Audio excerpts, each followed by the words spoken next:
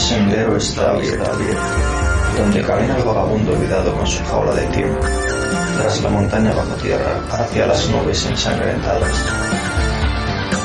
donde la araña siga tejiendo hasta que la jaula sea tan grande que solo pueda caber tu pelo.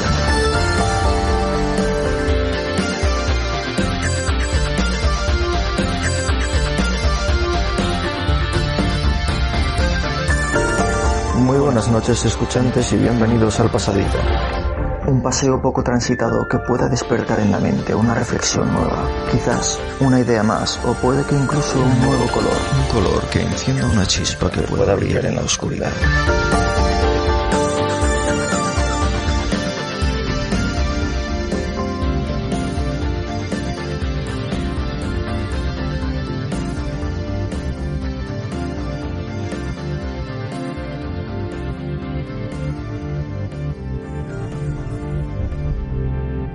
Agricultura entre ruinas.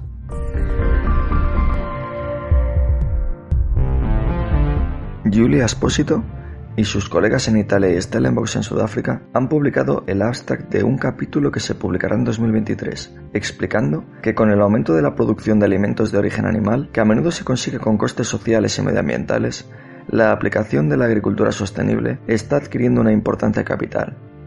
El concepto de sostenibilidad incluye una visión holística que tiene en cuenta los aspectos sociales, económicos y de bienestar animal relacionados con la producción animal, lo que hace que la fórmula para un programa exitoso sea, de hecho, muy compleja. Así, los sistemas de producción animal se enfrentan ahora a nuevos retos.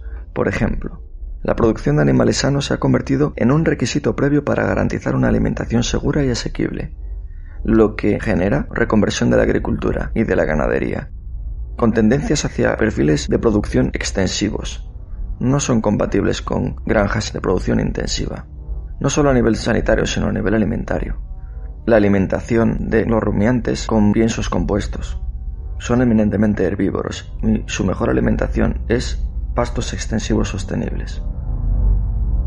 De hecho, los animales no deben competir con el ser humano por su propio sustento, y el bienestar animal debe garantizarse minimizando la contaminación ambiental. Las políticas actuales, de hecho, pretenden diseñar sistemas económicos que tengan debidamente en cuenta las cuestiones medioambientales y analizar las repercusiones que el cambio climático tendrá en las explotaciones ganaderas.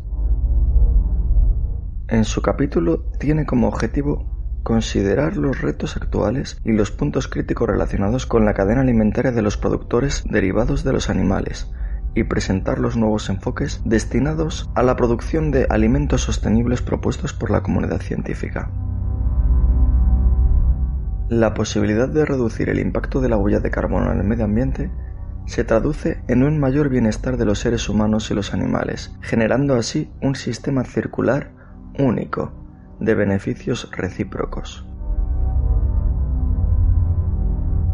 Por otra parte, el grupo de investigación de Zarba, también en Italia, y también para 2023, presenta el resumen de su manuscrito en el que se hacen eco de que el crecimiento de los productos alimentarios nuevos en los mercados europeos es continuo.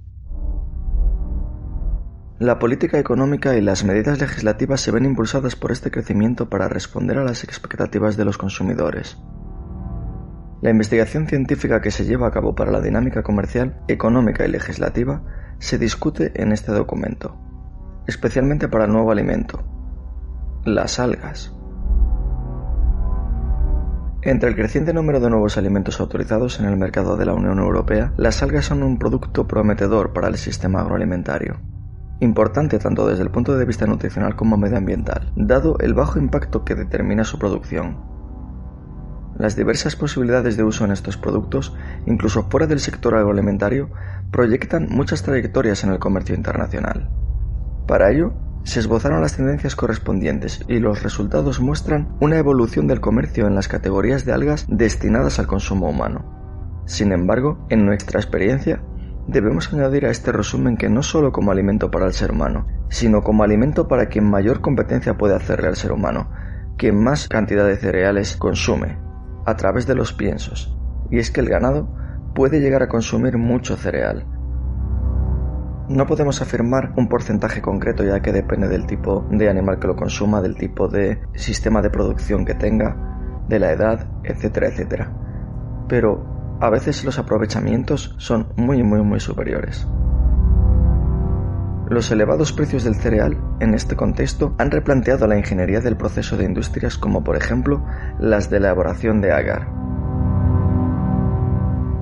Si antes los restos de las algas tras la extracción del agar eran considerados un subproducto sin valor, que había que desechar como fertilizante barato, por ejemplo, ahora se ha revalorizado exponencialmente, especialmente como harina de piensos, cuya demanda, a un menor precio que el cereal, ha crecido también exponencialmente en los últimos 3 años. Se emplean, por ejemplo, para mezcla en piensos, es decir, se añade una cantidad de este subproducto de las algas envuelta con el pienso, en piensos compuestos evidentemente, y se ha demostrado que la calidad del mismo no merma.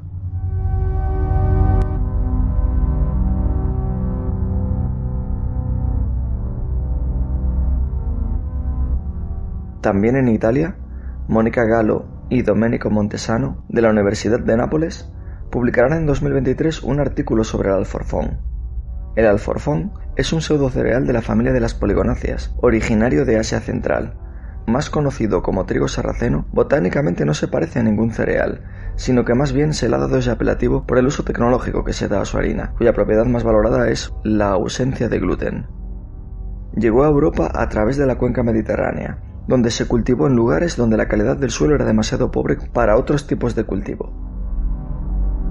Recientemente puedo atestiguar esta afirmación al observar una parcela plantada de alforfón ecológico, y es sorprendente la capacidad de adaptación y competencia que tiene sobre la vegetación adventicia, sobre las malas hierbas. Todo esto está muy relacionado con su rápido crecimiento, el cual lo consigue incluso en cultivos de secano, con un simple abonado en verde es suficiente, es decir, por enterramiento de los restos vegetales anteriores, lo cual favorece la rotación plurianual de cultivos. Esto, unido a su precio de mercado, pueden hacer que sea un cultivo resurgente a nivel de producción extensiva, sobre todo en producción ecológica. El alforfón tiene altas propiedades nutricionales, que no son un simple rellenador de calorías, digamos para quitar el hambre a costa de la salud. Además, la ausencia de gluten es importante para los celíacos, que pueden utilizar el alforfón como sustituto de los cereales. Pero lo que más nos atañe en este episodio es el hecho de que su cultivo no requiera grandes infraestructuras ni intervenciones químicas masivas, según el modelo actual de agricultura sostenible, que evita por otro lado la explotación excesiva de los recursos naturales para combinar una mejor calidad de los alimentos con un mayor respeto al medio ambiente. Y sobre todo, con nuestra salud, especialmente a medio o largo plazo. Por otra parte, el grupo de Malefors y Ericsson publican en agosto de 2022 una investigación realizada en Suecia sobre el desperdicio de alimentos, el cual es un problema importante en los establecimientos de restauración pública en cualquier situación normal. Durante la primavera de 2020, la pandemia de COVID-19 sometió al sistema de restauración pública a una mayor presión, que todos conocemos, poniendo de manifiesto los puntos débiles del sistema y la generación de residuos alimentarios debido a los rápidos cambios en los patrones de consumo. En tiempos de crisis, es especialmente importante conservar los recursos y asignar los existentes a las áreas en las que pueden ser más útiles, pero esto plantea importantes retos. El estudio evaluó el potencial de un modelo de predicción de la asistencia a los centros de restauración de escuelas y de centros preescolares suecos durante el inicio y a lo largo de toda la pandemia. Se utilizó un enfoque de aprendizaje automático para predecir la futura asistencia de huéspedes basándose en datos históricos. La comparación de varios métodos de aprendizaje reveló que el bosque aleatorio produjo previsiones más precisas que una simple red neuronal artificial. Una conclusión relevante fue que se obtuvieron ahorros económicos mediante la previsión en comparación con un escenario sin planificar. En general, los resultados obtenidos con los modelos de previsión para la planificación de comidas en tiempos de crisis confirmaron su utilidad. El uso continuado puede mejorar las estimaciones, lo que es especialmente importante cuando la asistencia de los huéspedes es imprevisible.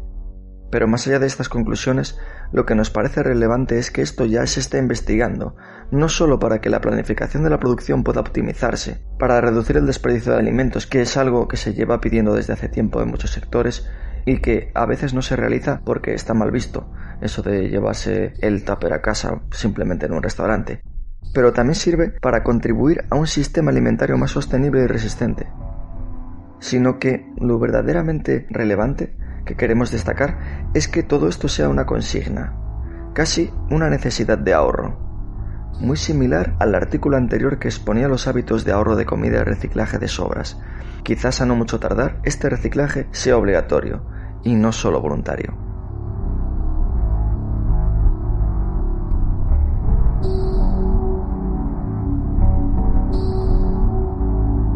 En otro contexto, los metales preciosos, el petróleo y los mercados bursátiles de la ASEAN, es decir, la Asociación de Naciones de Asia Sudoriental, de la crisis financiera mundial a la crisis sanitaria mundial.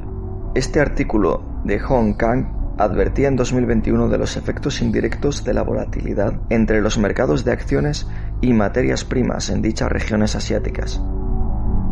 Este trabajo examinó los efectos de contagio de la volatilidad entre los futuros de metales preciosos, como son el oro, el platino, el paladio y la plata. También los futuros del petróleo Brent y los mercados de valores de la ASEAN, en Indonesia, Malasia, Filipinas, Singapur, Tailandia y Vietnam, en múltiples horizontes temporales y durante periodos de mercado bajista y alcista, es decir, de pérdidas y ganancias. Los futuros del petróleo y los mercados bursátiles se convierten en los contribuyentes netos a los spillovers a corto plazo. Los economistas utilizan el término de derrame o spillover para capturar la idea de que algunos individuos o empresas se benefician o perjudican indirectamente de ciertas actividades o acciones realizadas por otros. Concluyen que los metales preciosos o los futuros del petróleo proporcionan una mayor eficacia de cobertura durante la crisis y sirven como diversificador, como cobertura y también como activo de refugio. Es decir, como forma de ahorro para poder reinvertir las ganancias o simplemente dejarlas ahí hasta que los mercados se recuperen y reanudar la actividad, incluyendo aquí incluso la especulación. Asia ha sido en las últimas décadas el motor económico de la industria mundial con precios bajos de fabricación que son por todos conocidos. Made in Taiwán, Made in Bangladesh y ya no tanto Made in China. Pero también presenta la mayor población del mundo, que requiere de una alta demanda de alimentos. Esta es la parte importante a la que nos queremos referir en este momento. Esto se traduce en que una crisis en estas regiones unido a una falta de alimento global hace tambalear el sistema. El hecho de que los refugios sean metales preciosos puede desencadenar en una retirada de activos en la generación de alimentos y sus necesidades asociadas, de la tecnología, de industria tecnológicas de conservación, de distribución, etc. O lo que es peor, en la especulación de los alimentos como grano, inversión en terrenos agrícolas y en definitiva en la manipulación de la comida solo por unos pocos. Recientemente, William Boyd, de la Facultad de Derecho de UCLA, redacta en mayo de 2022 el siguiente artículo de 40 páginas: La cuestión agraria del derecho alimentario, el capital, las tierras agrícolas mundiales y la seguridad alimentaria en la era de un cambio climático. Este es el resumen. El sistema alimentario mundial está de nuevo en crisis. Los precios de los alimentos están alcanzando máximos históricos, empujando a cientos de millones de personas a una mayor inseguridad alimentaria y amenazando la estabilidad política en regiones de todo el mundo. Aunque los precios de los alimentos ya eran elevados y estaban subiendo, al salir de la pandemia del COVID-19, la inflación generalizada, la invasión rusa de Ucrania y los trastornos climáticos han agravado la situación, aumentando la posibilidad de que el mundo se enfrente a la peor crisis alimentaria desde la Segunda Guerra Mundial. Aunque es relativamente fácil identificar los desencadenantes inmediatos de la crisis actual, hay características estructurales más profundas de estas crisis alimentarias mundiales recurrentes que deben investigarse. Este capítulo sostiene que el emergente campo del derecho alimentario internacional tiene un importante papel que desempeñar a la hora de descubrir las estructuras profundas del sistema agroalimentario mundial, prestando especial atención al papel del derecho y de los acuerdos legales en la creación de una economía política mundial en la que cerca de 1.000 millones de personas no tienen suficiente para comer.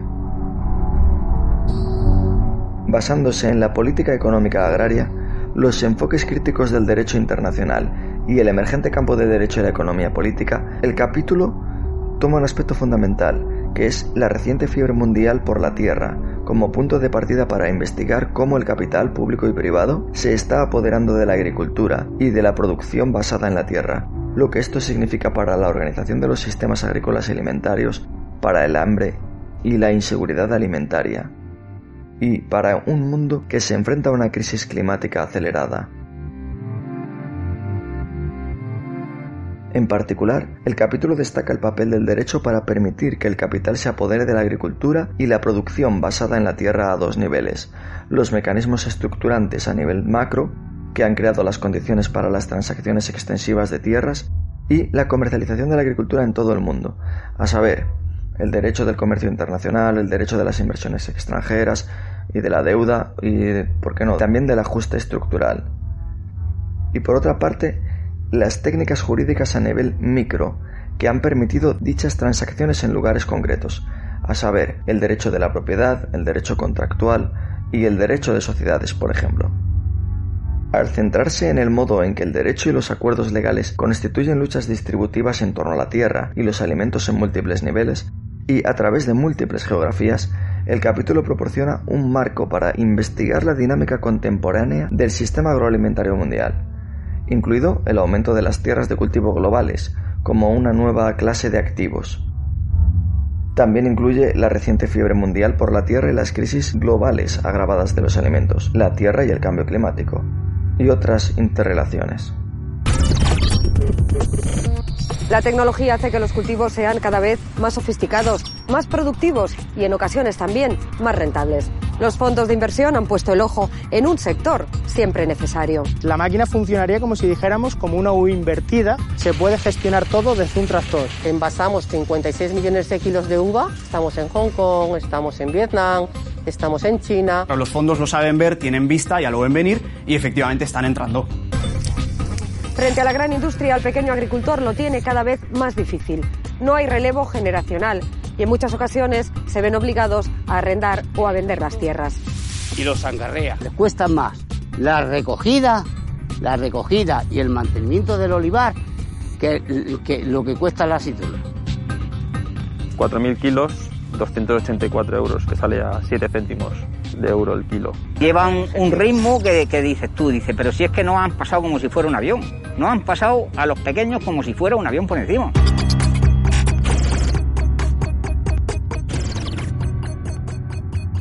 En la misma línea, hace unos días, el 26 de julio de 2022, se pronuncian Mendoza y Teixeira Pita, en una investigación realizada en Brasil, una de las regiones latinoamericanas con mayor terreno cultivable. La crisis económica mundial de 2007-2008 intensificó el papel del capital financiero en los mercados de tierras agrícolas de todo el mundo. La especulación con la tierra facilita la circulación del capital financiero en un contexto de inestabilidad económica internacional. Esta tendencia está estimulada por los fondos extranjeros en busca de nuevos activos. La crisis económica ha generado un cambio en el perfil de la agroindustria en Brasil, no solo de la silvicultura, a través de fusiones y empresas conjuntas, no solo con empresas agrícolas extranjeras, sino también con empresas financieras y petroleras. A medida que estas empresas concentraban sus operaciones, el aumento del precio de sus acciones en las bolsas facilitaba su acceso al crédito para una mayor expansión. Este proceso de acumulación y crisis estuvo marcado por la sobreexplotación del trabajo y el control depredador de los recursos naturales. La expansión del monocultivo de productos agrícolas, que en Occidente, por ejemplo, cada vez obtienen mayor valor, incluso cultivos subtropicales, que prácticamente solo se producían en estas regiones en grandes cantidades como para abastecer a toda Europa, aumentó el precio de la tierra, provocando la destrucción del medio ambiente y el desplazamiento de las comunidades campesinas. Este es un problema conocido por las industrias madereras en Brasil y en la Amazonia en general, pero en el caso agrícola se ha multiplicado, o al menos es otro más encima de lo que ya había. Pero esto ocurre por todo el mundo. A diario en España se están comprando grandes cantidades de terreno agrícola, grano, insumos de uso agrícola como inversión, no como simple distribución. Una inversión que nadie quiere perder. Incluso se están utilizando animales y subproductos de origen animal como fertilizantes orgánicos, especialmente en los cultivos intensivos. De hecho, analizando los datos oficiales de productores locales en número y superficie de pequeñas explotaciones, o digamos de carácter familiar, ha descendido notablemente. Solo hay que visitar los pueblos a nuestro alrededor. Desde hace unos años, al cruzar algunas regiones de la península, yo mismo antes afirmaba como una observación el ver cómo cada vez había menos producción agroganadera local, con una población envejecida. Por ejemplo, el queso zamorano, que se me ocurre ahora mismo. Quizás seguirá siendo zamorano, pero la leche sospecho que no provendrá de los pastores de Zamora.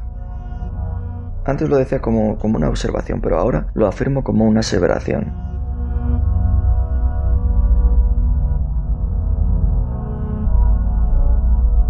También he observado cómo la agroindustria intensiva, especialmente relacionada con las grandes macrogranjas y explotaciones pecuarias, cómo han ido incrementando los precios de la tierra. Es imposible actualmente en las grandes zonas cerealistas de regadío conseguir terreno. El que lo tiene lo conserva y lo explota, y cuando se arrienda o se vende es a precios altos, mucho más altos de lo que el productor local puede pagar a menudo, quedando en manos de lo que podríamos empezar a llamar terratenientes o propietarios de estas grandes industrias pecuarias para cultivar dos cosechas, podríamos decir. Por ejemplo, beza o trébol y después una siega, en la misma campaña, cultivo de maíz, pero no para producción de grano para alimento humano, sino para silo, para las miles de cabezas de ganado que necesitan abastecer. Además, habría que sumar las grandes cantidades económicas que perciben a través de subvenciones de diferente índole, teniendo en cuenta que estas macroindustrias ganaderas, con más de 2.000 cabezas hasta 6.000, incluso 10.000 cabezas de ganado, altamente mecanizadas, que se bastan para su funcionamiento de una escasa mano de obra. Aquí tenemos material para nuevos episodios.